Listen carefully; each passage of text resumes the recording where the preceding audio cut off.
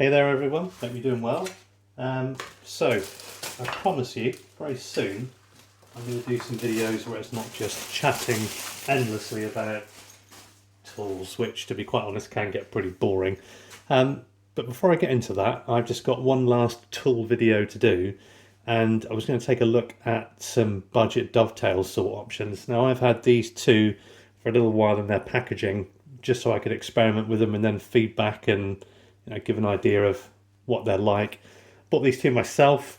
They are very much bottom of the ladder stuff. There's nothing fancy about them.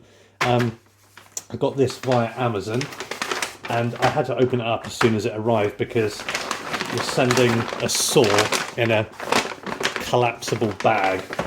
But that's what that's what you've got to expect if you're going to be shopping at this end of the market. Then you've got to expect it.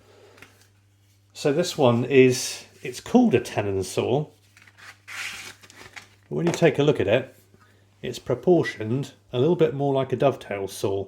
It's smaller and a bit more compact. Spear and Jackson do make dovetail saw tenon saws with the deeper plates on them, and I've used them. They're okay. There's nothing wrong with them. They're a little on the crude side, but that's okay. You can refine those in the future. What I liked about this one was you can see on there, compared to some of the modern Spear and Jacksons, these are actually screwed on. So at some point, if you ever fancied making yourself a new handle, on the other ones you'd have to drill out rivets and buy screw nuts and all the rest of split nuts, and you think, well, actually, what's the point?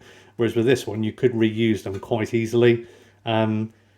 I don't know about the whole reshaping idea on this. Could be done, but it's stained beech. It's not any kind of red hardwood.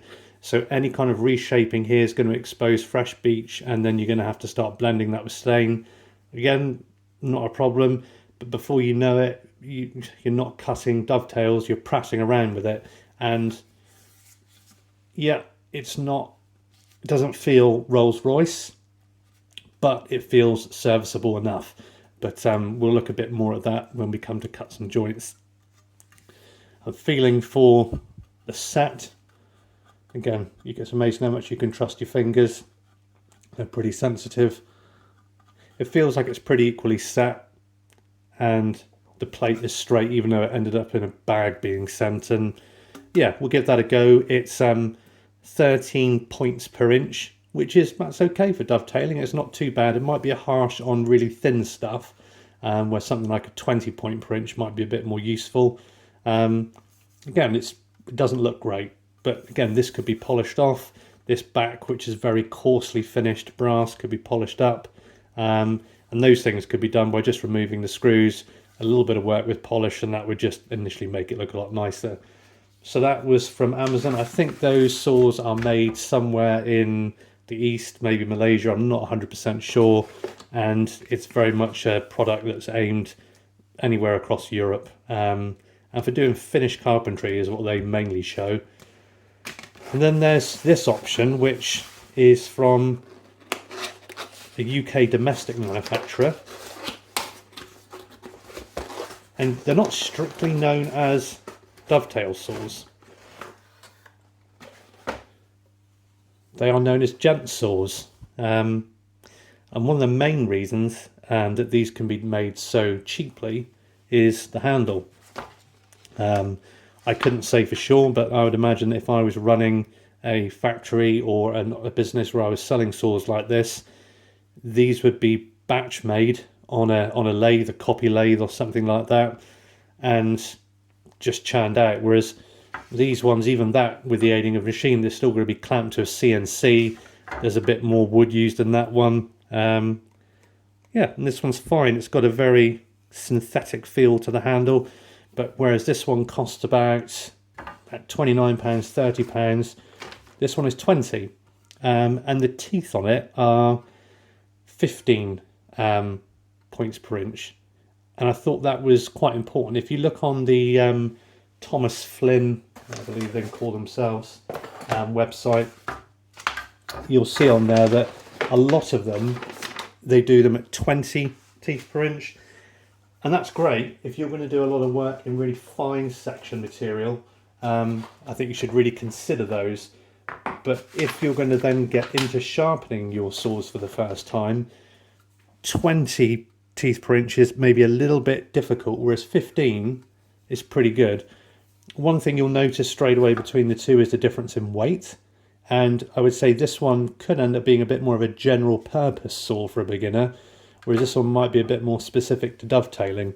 You wouldn't necessarily want to use this one for cross-cutting a board or cutting tenons unless they were super small, but you know, maybe you could.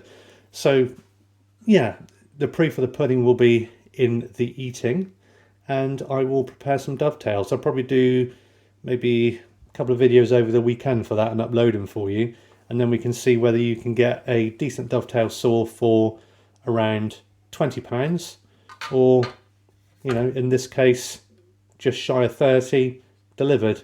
And I think the thing is with this, like there's a lot of people these days, we've got Amazon Prime accounts which allows things to turn up with minimal fuss. I think with this one there was delivery to pay, completely understandably, because it's a cheap item, which brings them pretty close on cost.